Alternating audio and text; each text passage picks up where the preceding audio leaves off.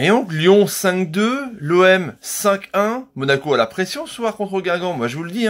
Salut à tous, footeuses et footeux de l'homme famille, c'est Thomas. Fin du match entre Marseille et Lille dans ce match de l'après-midi de la 34e journée. Plus que 4 matchs après, ça va très très vite le sprint final. 5 buts à 1, doublé de Flo Thauvin, un doublé de Moundir Mitroglou qui commence à marquer des beaux buts.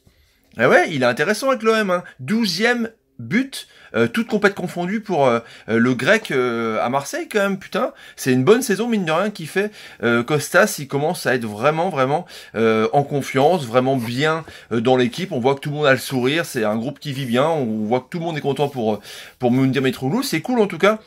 Et un but d'Ocampos, mine de rien, qui commence aussi à avoir des bonnes stats. L'Argentin contre un but de Benzia. Du coup, les Marseillais qui reviennent sur les talons de Lyon, mais avec une différence de but de plus 31 pour les Marseillais, plus 39 pour les Lyonnais, plus 37 pour les Monégasques, qui jouent donc à Guingamp dans une heure, là. Donc, et mine de rien, la deuxième place est encore ouverte.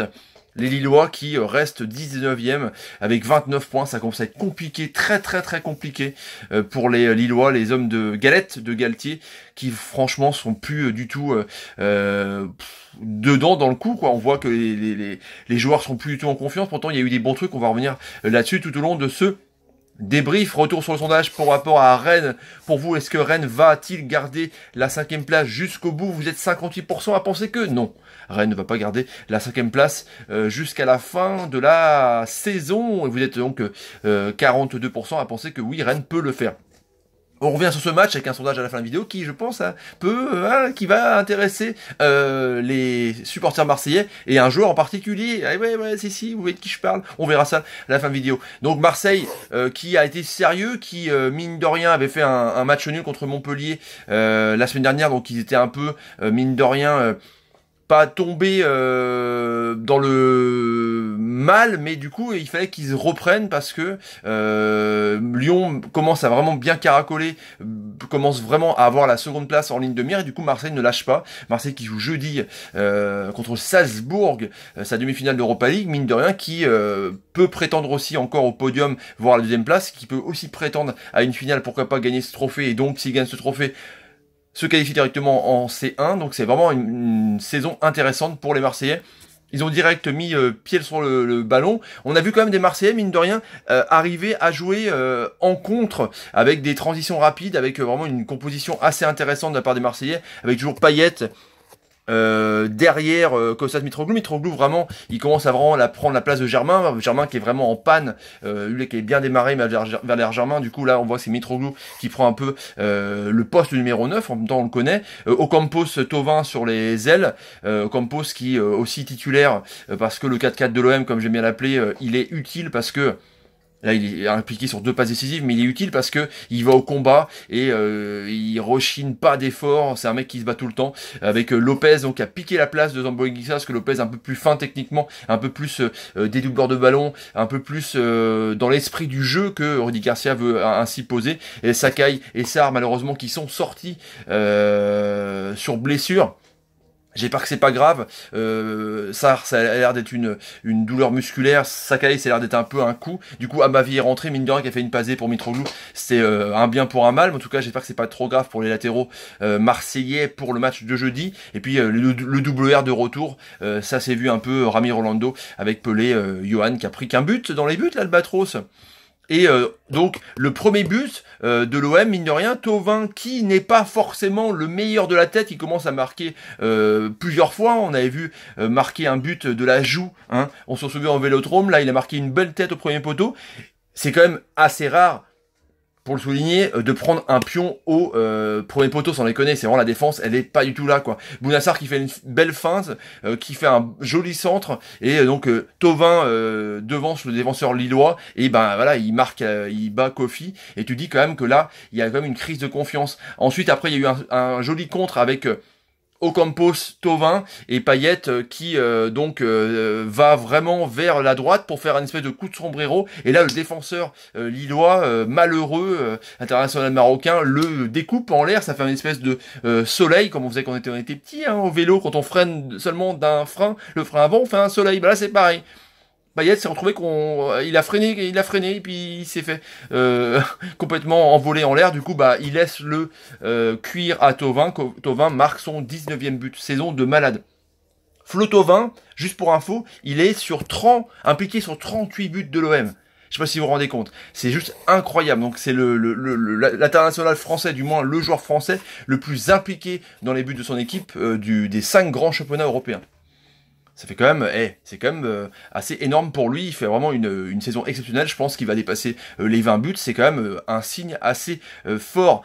Sur le 3e but, justement, bah, la sortie de Sakai a fait que Amavi est revenu. Et là, on voit un super geste technique avec Ocampos qui fait une talonnade de ouf pour mettre vraiment les défenseurs lillois complètement en panique, et du coup là bah Amavi fait un beau centre et Kostas Mitroglou, pam, il devance Soumaoro et Yé, et du coup bah là il bat Kofi 3-0 quoi. Après on voit une superbe belle action encore une fois avec un joli centre qui retombe vraiment avec comment dire, c'est une remise de la tête de Ocampos, mais juste avant il y a aussi un beau centre, ça joue à moitié en une touche de balle avec Lopez, avec l'ami Payet. C'est assez vraiment exceptionnel comme action. Du coup Thauvin, non, Ocampos le 4-4 l'armait pour Moundir, hop là du pied un peu en l'air devant Kofi, 4-0, doublé Mitroglou.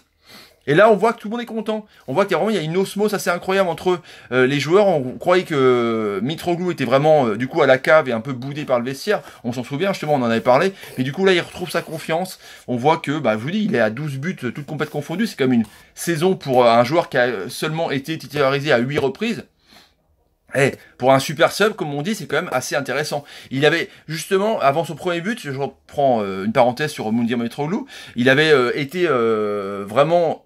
il servait à rien, il avait touché 8 fois le ballon avant son but, et du coup, là, moi je me disais, devant la télé, je me disais, putain, il est absent Mitroglou, je pense que Germain, qui était en train de s'échauffer, trépignait d'impatience pour pouvoir un peu se montrer, et à la 35e, pratiquement son premier ballon assez dangereux, il met une tête, donc voilà, un mec en confiance, un vrai numéro 9, un vrai buteur, et du coup il y a 4-0 à la mi-temps, et c'est un peu cher payé, parce que Lille a montré pas mal de choses en contre, avec Malcuit qui revient, avec Arojo qui est assez intéressant, Thiago Maia, Benzia en numéro 10 avec Motiba, c'est pas mal parce qu'il y a une belle action aussi, Motiba qui a fait une belle tête aussi, qui aura pu tromper l'ami Johan Pelé, l'Albatros, mais du coup on a vu quand même des belles choses. C'est dommage que les Lillois, avant le premier but de l'OM, ils avaient tiré 6 fois au but, ils ont tenté des tirs, mais bon, quand on voit qu'ils sont même pas à 350 passes, ça joue vraiment pas beaucoup au ballon.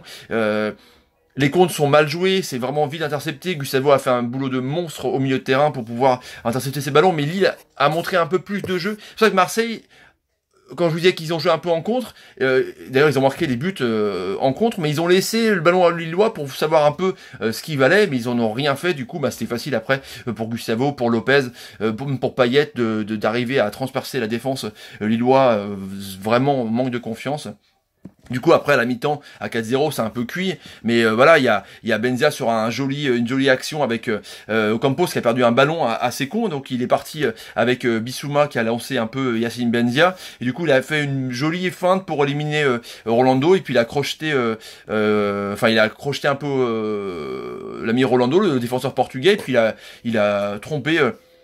je pense, à mon avis, de bonne façon, l'Albatros, du coup, à 4-1, il y a eu un peu de mieux, c'était un peu bien foutu, quoi. Lille avait un peu d'allant, on voyait qu'il y avait un peu plus d'envie, quoi, mais bon, voilà, c'était vite un peu défait avec une superbe action, avec un relais avec Ocampos, Payet, et puis Payet sur la gauche, un peu de la surface, a fait une belle frappe sèche qui a trompé Kofi, puis là, voilà, après il y a une nouvelle action aussi où Payet... il est un peu tout seul, il fait un passement de jambe de ouf à la Zidane, comme quand il a fait contre le RB Leipzig, et puis du coup il a fait un poteau, quoi.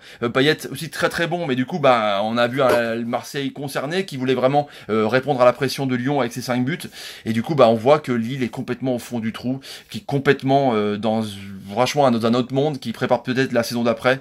En tout cas c'est vraiment triste pour Lille qui a 29 points, qui va tout droit, et Marseille bah, qui joue encore le coup pour la 2e place, 3e place, et qui est bien avec un superbe Thauvin, un superbe Mitroglou, franchement, et un Payet à la baguette. Voilà le petit sondage du soir, les amis. Pour vous, est-ce que Mitroglou va dépasser les 10 buts en Ligue 1? Il est à 7. Il est à 8. Est-ce que Mitroglou va dépasser les 10 buts en Ligue 1?